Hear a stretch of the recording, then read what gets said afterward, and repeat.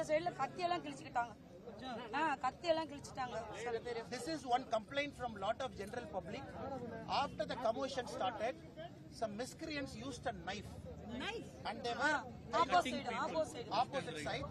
Miscreants were trying to create wound for people. Randomly they were doing this. Where was she standing? Akka நீங்க எங்க நின்னீங்க? நாங்க இந்த டிட்ச்ல விழுந்தோம். Akka fell into the ditch. ஆப்போசிட்ல எனக்கு தெரிஞ்ச பையன் ஃப்ரெண்டுங்க 4 பேர் கையில கிழிச்சு ஜிஹெச்ல தான் இருக்காங்க. So 4 people here, friends who were on the opposite side, somebody tore into their hands by using knife, some miscreants. அப்புறம் ஸ்கூல் பிள்ளைங்களுக்கு ஒரு 3 பிள்ளைங்க கை உடைஞ்சிச்சு. என் பாப்பாவோட கிளாஸ்மேட்டுக்கு கை உடைஞ்சிச்சு. அவங்க ஜிஹெச் போல ஒன்லி தனியார்ல ட்ரீட்மெண்ட் எடுத்துட்டு இருக்காங்க.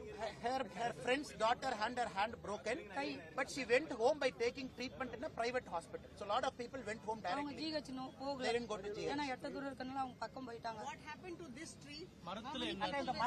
ஆப்போசிட்ல தான் மேடம் மரத்துல ஏறினாங்க. இந்த சைடுல ஏறினதுல கீழே விழுந்துட்டாங்க. இந்த மரத்துல ஏறி இருந்தாங்களான்னு கேக்குறாங்க. ஏறி இருந்தாங்க.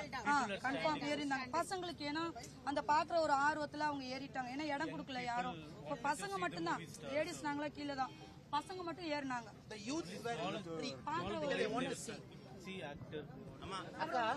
அக்கா நீங்க டிச்ல விழுந்துட்டீங்கல்ல, அதுக்கப்புறம் என்னாச்சு? அதுக்கப்புறம் எல்லாம் டிச்சில விழுகுறோம் அப்படின்னா